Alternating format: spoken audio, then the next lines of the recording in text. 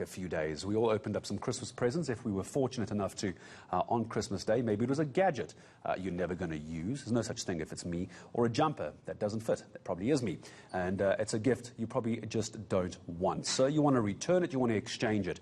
Welcome to the way modern stores work. If you don't have the receipt, you're kind of stuck with it. So what rights do you and I have as consumers if we've received a gift without a slip or a tag? Well, let's bring into the conversation very well-known consumer expert, and always a pleasure speaking to her. Happy belated Christmas to Wendy Nola. Good to have you here on E&CA, Wendy. Always a pleasure.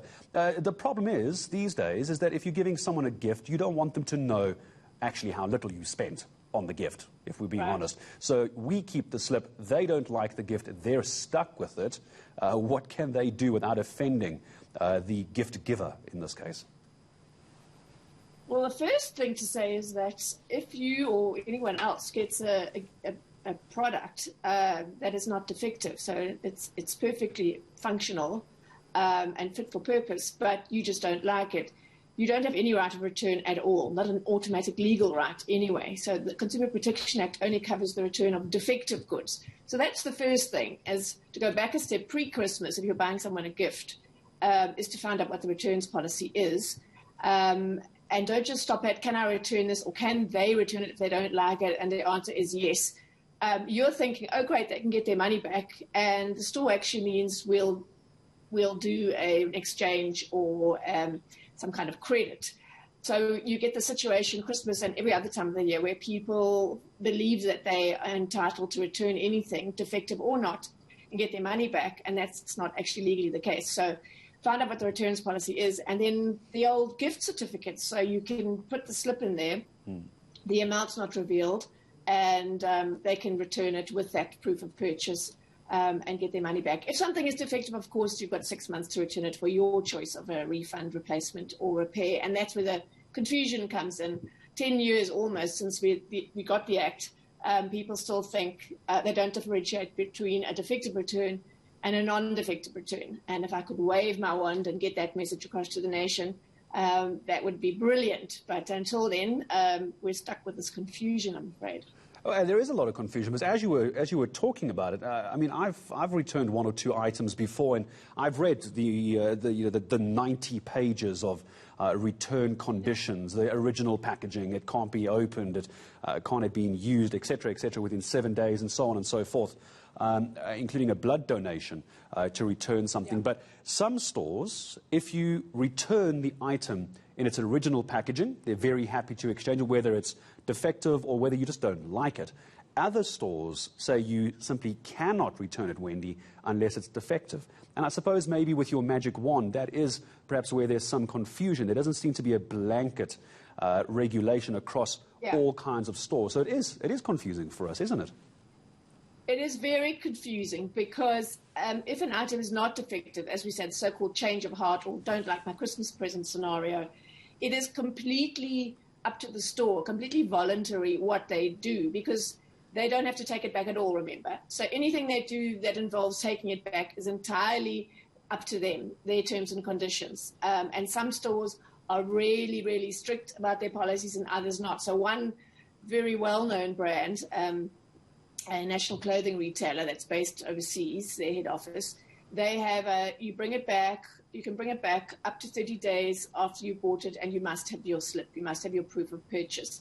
And if you take it back 31 days later, or it's a 10,000 Rand purchase and there is no slip, they will say no.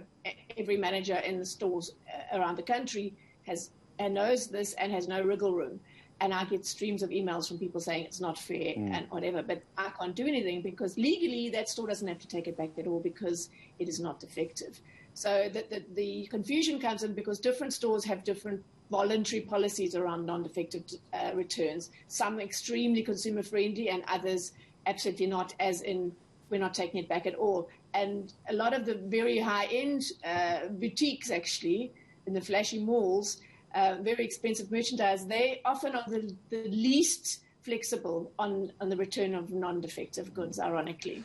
Let's talk a moment, Wendy, if we can, about online purchases, because I just happened to be reading something online last week where somebody was complaining about a very, very well-known goods delivery courier service. I'm trying to say it the right way, a delivery service.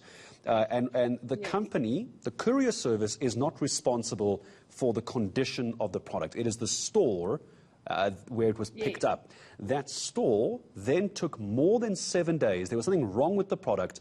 They took more than 7 days to respond to this consumer's email.